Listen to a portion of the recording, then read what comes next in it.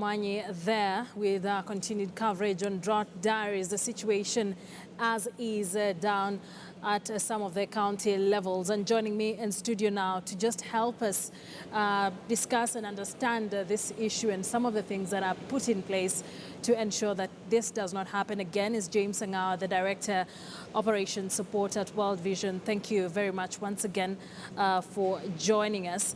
And we've seen Sharon's story, James, and it's not the first. We have been running these stories since Monday, but World Vision has been on the ground even before this drought situation began. How would you describe the extensive situation in various parts of this country as far as drought is concerned?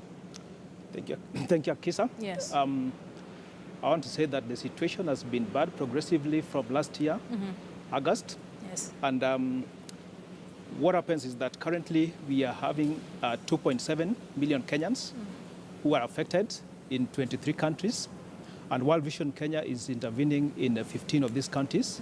Basically, we are doing food assistance and resilience building initiatives, because we believe that although the current drought has been very bad, it wasn't expected to be this bad, and the situation is looking very well.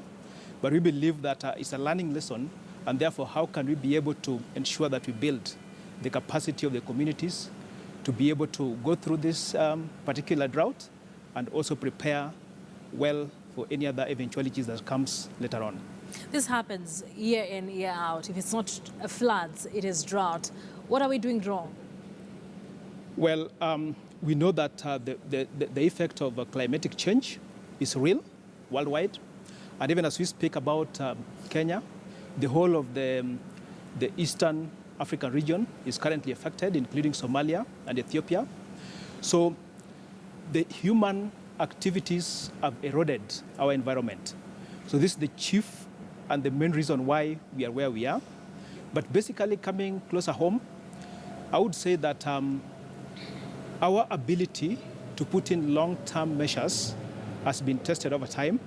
And so basically, the way forward is to make sure that we build the community capacity to have resilience coping mechanisms. And I would want to talk about livelihoods, because when we look at the areas that are mainly affected, these are pastoral areas. And we need to therefore look at how can we scale up the proven initiatives that already are showing results. And one of them that is critical is water. Because when you provide water, we know that pastoralists and even agro-pastoralists are able to manage their livelihoods with very little external assistance. Secondly, we need to educate people, and so that they can understand that they need to diversify their livelihoods. And thirdly, partnership is very key, because you know, when you address an issue like drought, like the one we are going through, partnership coordination is very critical.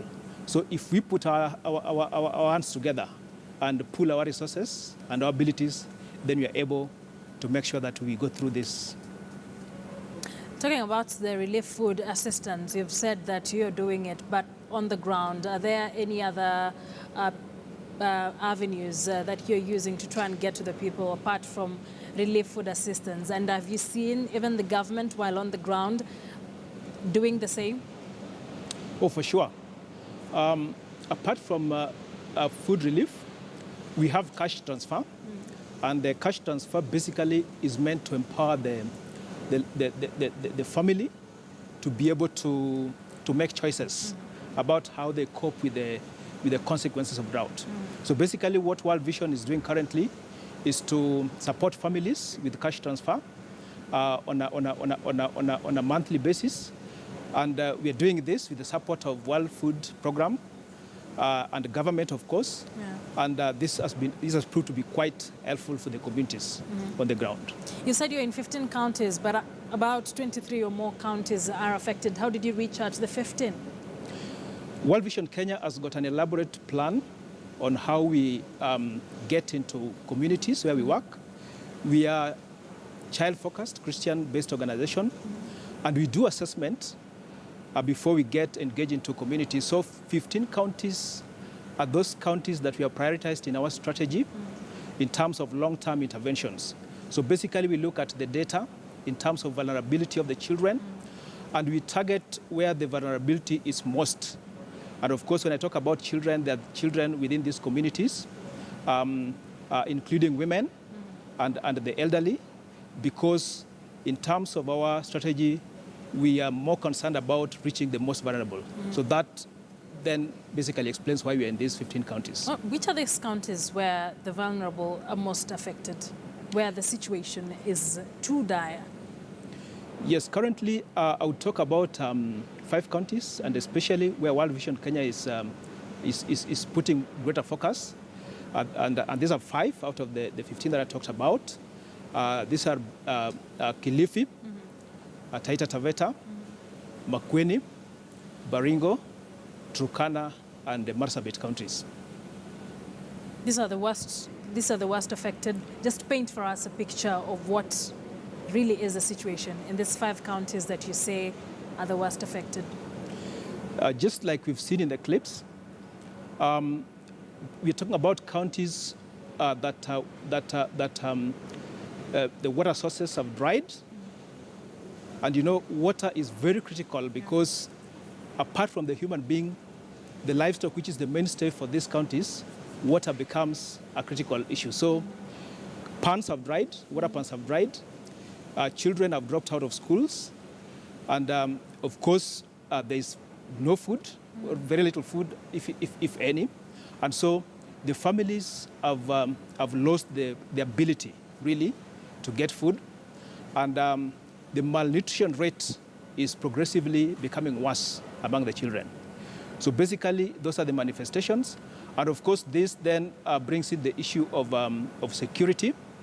We see resource-based conflicts progressively growing and increasingly becoming more and more intense.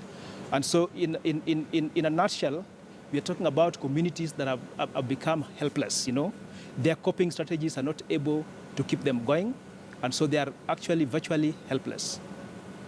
You mentioned something very important, some of the ways we can cope with this, and one of them is improving capacity of individuals and societies. What are we saying? Has this not been done, or they've tried doing it, or you have tried doing it, but it has not been effective? I would say World Vision Kenya has got a track record and examples of interventions that have worked, especially around building the community assets. And when we talk about building community assets, it's changing their mindset in the first place, because you can't really change people's livelihoods if you don't change their mindset. So we have done this before, but then we are saying that when a drought of this magnitude comes, then it means that the scale of mitigating the impact becomes more. And for me, as far as our future is concerned, then how could we? We need to explore how best we can be able to upscale the promising practices that already we have seen working around, and basically that will make us become more prepared to face the future droughts, because we know that they will keep on coming and it's predictable. And so the idea is, how then do we upscale